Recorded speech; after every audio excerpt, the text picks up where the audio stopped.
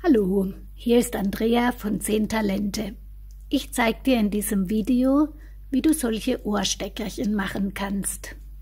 Das Video ist für Anfänger und man kann hier richtig gut die Rippenknoten lernen.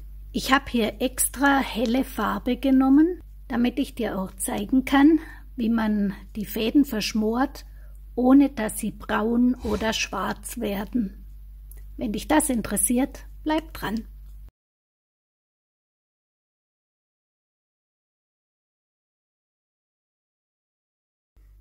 Ich beginne mit 4 Fäden, die ich mittig nehme.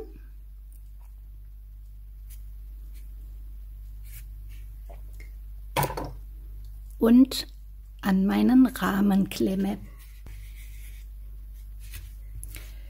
Diese beiden sind meine Leitfäden und diese beiden meine Knotfäden. Der erste Leitfaden geht nach rechts und diese beiden machen Rippenknoten drauf. Ein Rippenknoten besteht aus 2 Halbschlägen. Ein Halbschlag geht so. Du legst mit dem Faden einen Swimmingpool über diesen Leitfaden und der Faden springt in diesen Pool.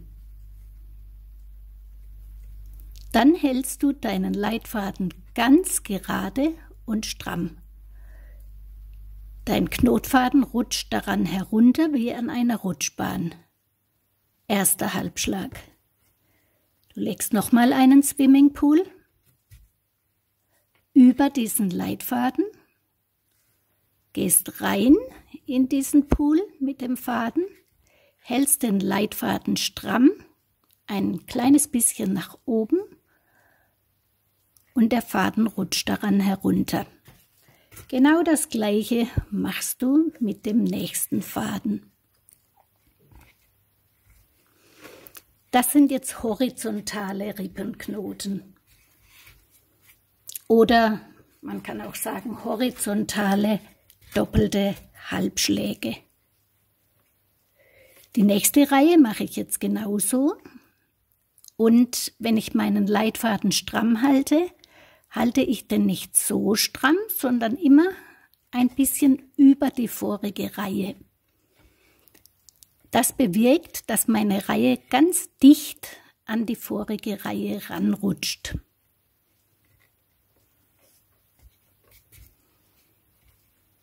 Nur der Knotfaden wickelt sich herum. Der Leitfaden wird immer beim Festziehen gerade gehalten.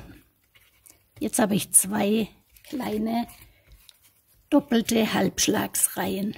Ich mache mein Klemmchen los und drehe im Uhrzeigersinn. Lege die nächsten beiden Fäden mittig dazu.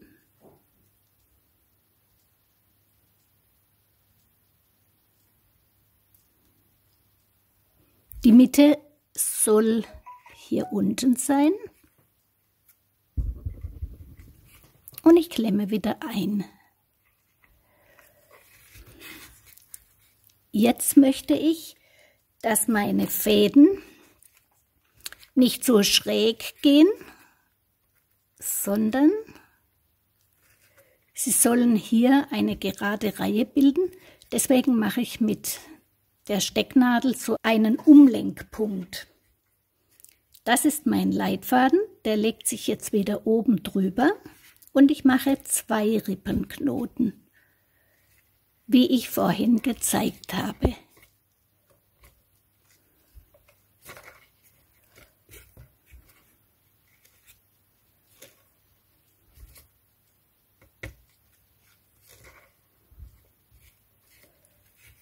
Der nächste Faden kommt von oben. Auf den werden auch 2 Fäden drauf geknotet mit Rippenknoten.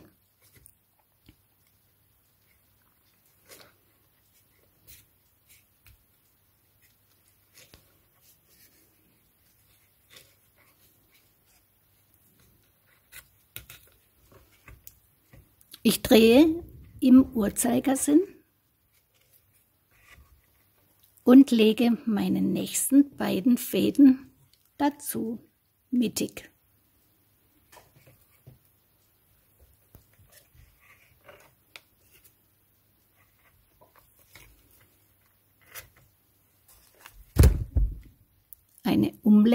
Ein Umlenkpunkt.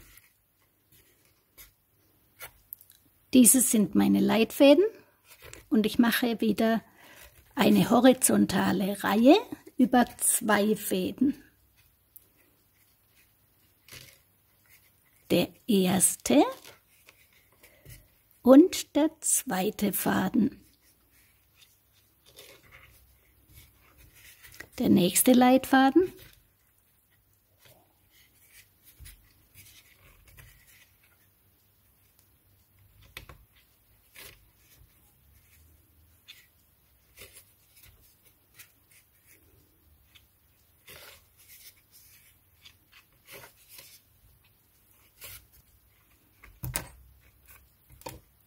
Ich drehe wieder im Uhrzeigersinn.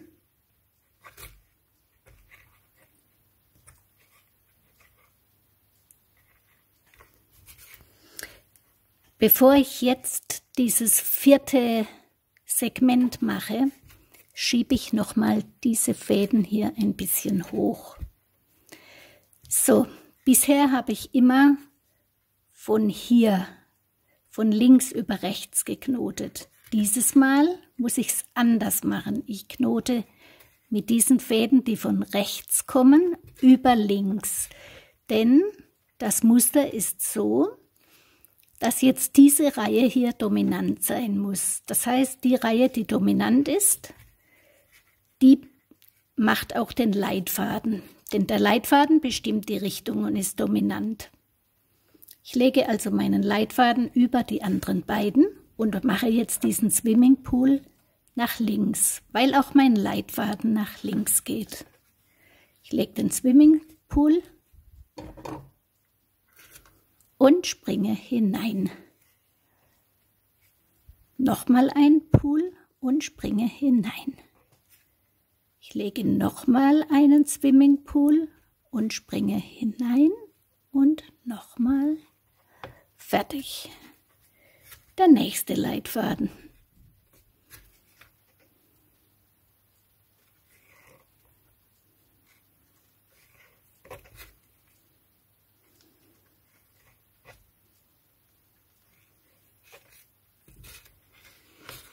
So, jetzt kommen meine Flügelchen außen. Ich nehme einen Faden mittig und knote hier oben auf den obersten von den 4 einen doppelten Anker. Ich mache zuerst einen einfachen Anker, gehe mit der Schlinge unten drunter, klappe die Schlinge um und ziehe die Fadenenden hindurch. Stramm ziehen, auch hier den Leitfaden festhalten, stramm halten. Das war jetzt ein einfacher Anker. Wenn du einen doppelten Anker machst, gehst du mit jedem Faden nochmal oben rum. Also ein Swimmingpool, reinspringen, hier ein Swimmingpool und reinspringen.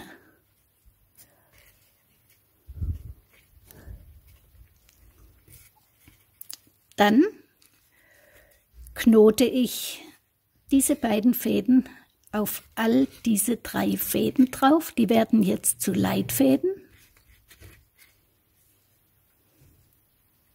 Also der von links kommt, legt sich nach rechts und mein Swimmingpool geht auch nach rechts.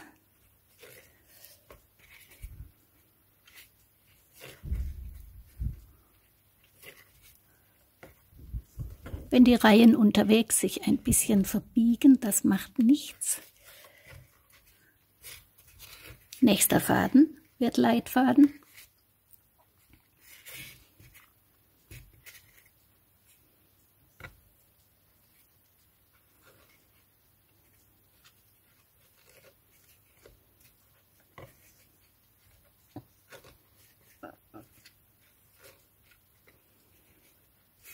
Und der letzte Faden wird Leitfaden.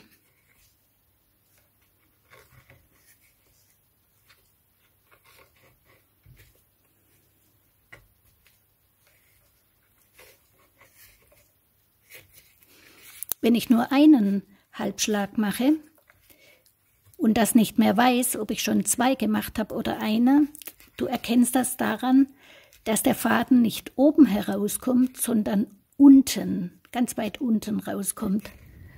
Dann musst du noch mal rum.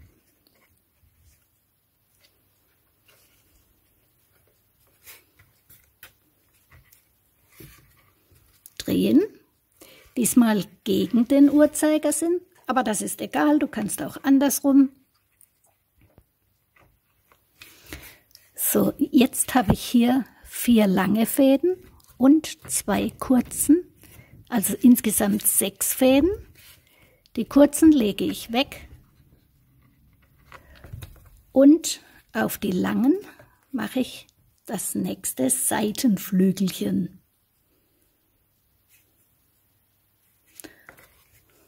Und das wiederholst du jetzt noch 3-mal, dieses Flügelchen, was ich gerade gezeigt habe.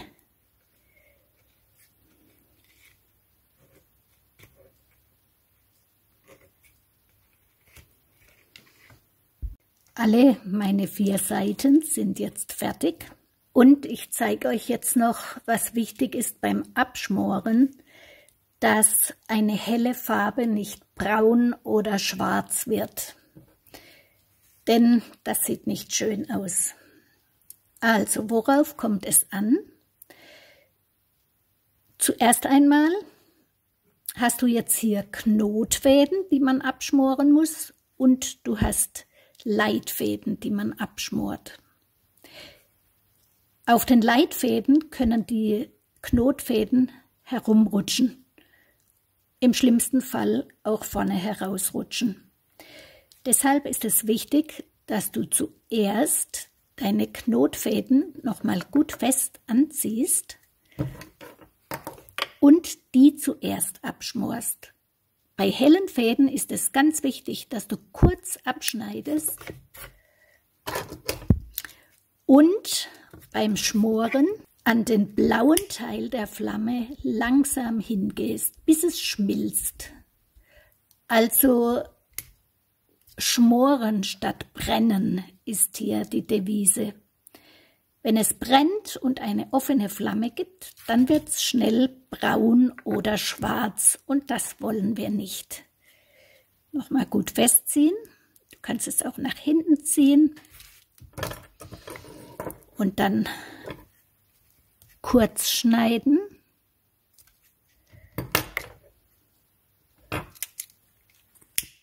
Langsam mit Geduld an die Flamme hin, bis du siehst, dass es schmilzt, und dann draufdrücken. Wenn du zu schnell machst, gibt es eine offene Flamme manchmal und dann wird es schwarz. Ist mir schon öfter passiert. Und das ist immer sehr ärgerlich, weil das sieht man manchmal auch vorne.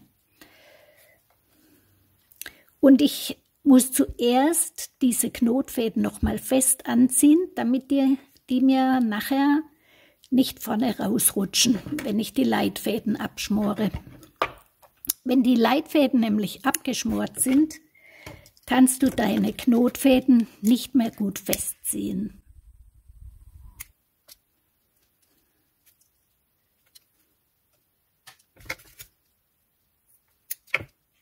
Es ist ein bisschen bei dem Abschmoren wie bei einem empfindlichen Lebensmittel, dass man schmoren oder schmelzen soll, aber nicht brennen, wie zum Beispiel bei Schokolade. Die darf nicht brennen, die darf nur langsam schmelzen und so ist es hier auch. Jetzt kommen meine Leitfäden an die Reihe. Bevor ich jetzt die Leitfäden abschmore, muss ich dir hier noch was zeigen. Du siehst jetzt hier, dass die Reihen unterschiedlich lang sind, weil die Schlingen unterschiedlich dicht rangeschoben sind. Das heißt, bevor ich meine Leitfäden abschneide, schiebe ich alle Schlingen nochmal ganz dicht zusammen. sodass alle Reihen gleich lang sind. Dann schneide ich kurz ab, falsche Schere. Da brauchst du eine scharfe Schere.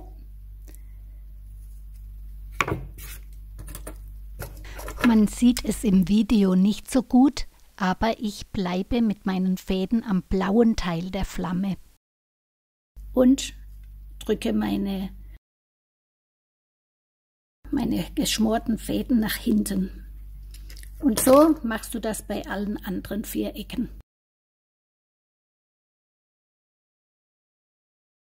Wie gesagt, lass dir Zeit beim Schmoren und schmelze deine Fäden langsam ab.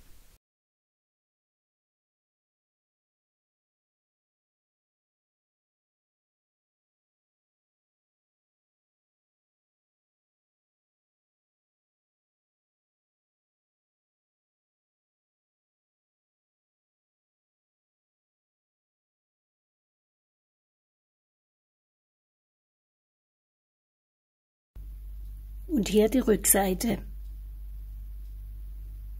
Der Faden darf ein bisschen dunkler sein, aber nicht schwarz und nicht braun. Jetzt muss ich noch meine Ohrstecker-Rohlinge auf den Ohrring kleben.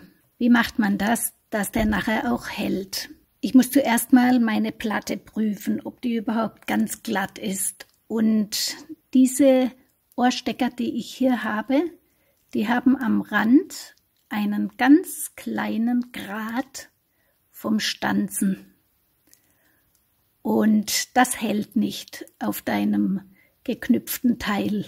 Das heißt, du musst zuerst mal diesen Grat wegfeilen.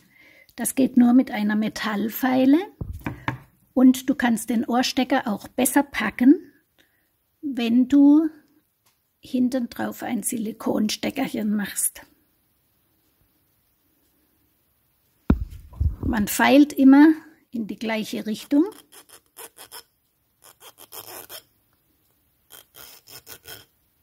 So sieht meine Feile aus.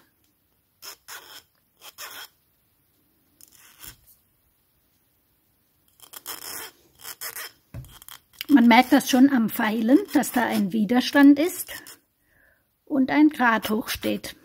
Wenn der weg ist, geht es viel leichter zu feilen. Das ist etwas Arbeit, aber dafür hält dein Stecker nachher. So machst du das rundherum, bis du keinen Grat mehr spürst. Dann prüfe ich immer noch, ob auch die Stecker hinten, wo sie durchs Ohr gehen, keinen Grat haben. Denn manchmal haben die auch hier unten einen winzig kleinen Grat. Und dann verletzt man sich beim Durchstecken minimal das Ohrloch und das kann sich dann entzünden und man denkt dann, man hat eine Allergie. Aber eigentlich ist nur der Haken nicht ganz in Ordnung. Ich klebe mit einem Sekundenkleber-Gel. Das gibt es von verschiedenen Firmen. Das härtet nicht ganz so schnell aus. Ich lege mir auch ein Papier unten drunter, weil ich bin eine Kleckerliese. Bei mir geht immer was daneben. Und dann mache ich mein Gel auf den Stecker und den Stecker auf das Geknüpfte.